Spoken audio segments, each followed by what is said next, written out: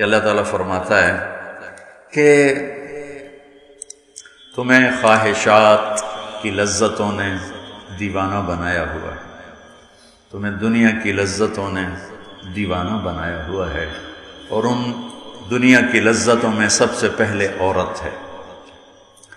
اور اس میں کوئی شک نہیں ہے کہ اس دنیا کی سب سے خوبصورت چیز عورت ہے۔ اور ایک آپ کو اپنا تجزیہ بتاؤں کہ دنیا پھری اور پھر کبھی جنگل، کبھی عرش، کبھی فرش، میں جو شعر پڑھا کرتا ہوں، کبھی عرش پر، کبھی فرش پر، کبھی ان کے در، کبھی در بدر، کبھی عاشقی تیرا شکریہ میں کہاں کہاں سے گزر گیا۔ دنیا میں انسان کے علاوہ جتنے نر ہیں وہ بہت خوبصورت اور مادی انتہائی تھکی ہوئی، چوڑی۔ مور دیکھا ہے؟ مور نر دیکھا ہے؟ کیا اس کے پر، کیا اس کی شان، کیا اس کا حسن۔ اور مور نہیں ویکھی مری ہوئی چوئی دی طرح۔ گھوڑے کو دیکھو، میرے والد صاحب گھوڑے رکھا کرتے تھے، تو ہم چھوٹے چھوٹے ہوتے تھے تو جو نر گھوڑے ہوتے تھے ایسے ان کا سر اٹھتا، اور گھوڑیاں ہی کرتی ہوتی تو ساری، حتیٰ کہ چوہا بھی سونا ہوتا چوئی نہ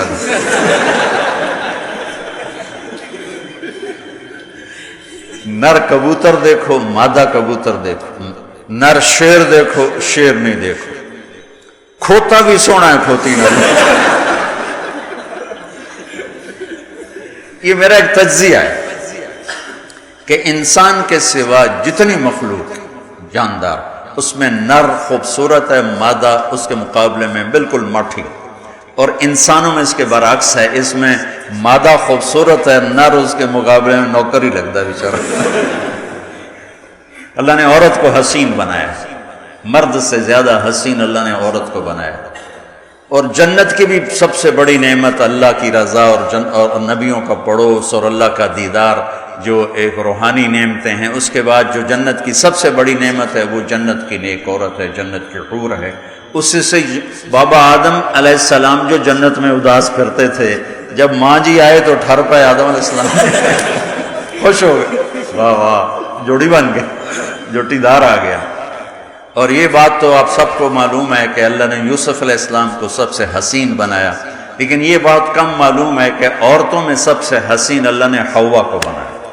جیسے حوا، آج تک کوئی عورت ایسی خوبصورت نہیں پیدا کی گئی جیسے اللہ تعالیٰ نے حضرت حوا کو پیدا کی۔ تو انسانی لذتوں میں سب سے بڑی لذت، سب سے بڑی خواہش وہ اللہ نے عورت، نیک عورت دنیا کی سب سے بڑی نعمت ہے۔ الدنیا کلھا متاع وخیر متاعها المرأة الصالحہ، دنیا چند روزہ ساز و سامان ہے، اور اس میں سب سے اعلیٰ درجے کا ساز و سامان نیک عورت، نیک عورت، جس سے زندگی کی رونق ہے، جس سے زندگی میں حسن ہے، جس سے زندگی میں جمال ہے۔ عربوں میں دستور تھا مار پٹائی کا، تو جب مدینہ میں ایک ریاست قائم ہو گئی تو عورتوں نے آ کے شکایت کی ہمارے خامد ہمیں مارتے ہیں، تو آپ نے ممبر پر کھڑے ہو کر غضبناک انداز میں کہا، جو عورتوں پہ ہاتھ اٹھاتے ہیں ان میں کوئی انسانیت نہیں۔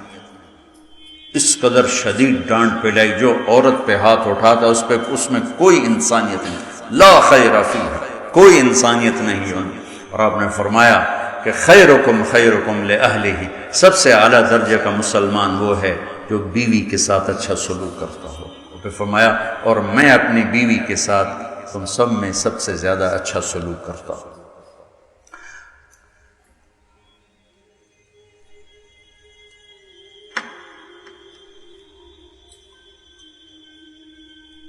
آپ نے 9 گھر آباد کیے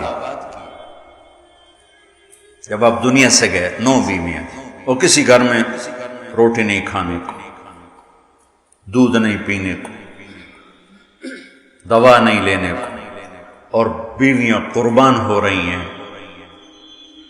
صدقے واری جا رہی ہیں۔ کس بات پر؟ آپ کے اخلاق، آپ کا حسن سلوک، آپ کا اظہار محبت، آپ کی رواداری، آپ کا انصاف، آپ کی دلداری۔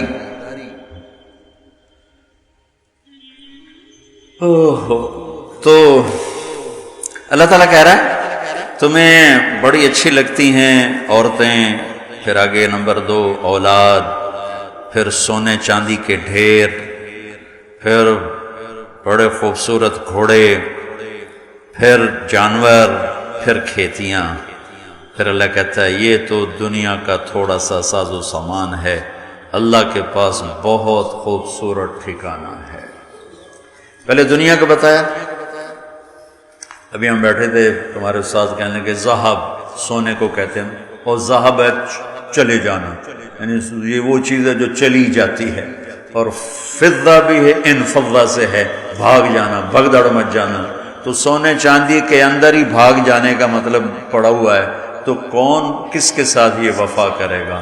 لیکن انسان کی کمزوری اللہ نے بتائی کہ تمہیں عشق ہے، تمہیں تمہاری خواہش ہے میری بیوی ایسی ہو، میرے بچے ایسے ہوں، میرے پاس سونے چاندی کے ڈھیر ہوں، اور میرے پاس سواریاں ہوں، گھوڑے ہوں، میرے پاس لینڈ کروزر ہو، میرے پاس مرسڈیز ہو، میرے بڑے کھیت ہوں، بڑا زمیندارہ ہو، بڑا میرا ڈیرا ہو. یہ سارے تمہارے اندر کے خیالات ہیں جو اندر جنم لیتے رہتے ہیں، لیکن لو بھی لوگے تو کب تک لوگے؟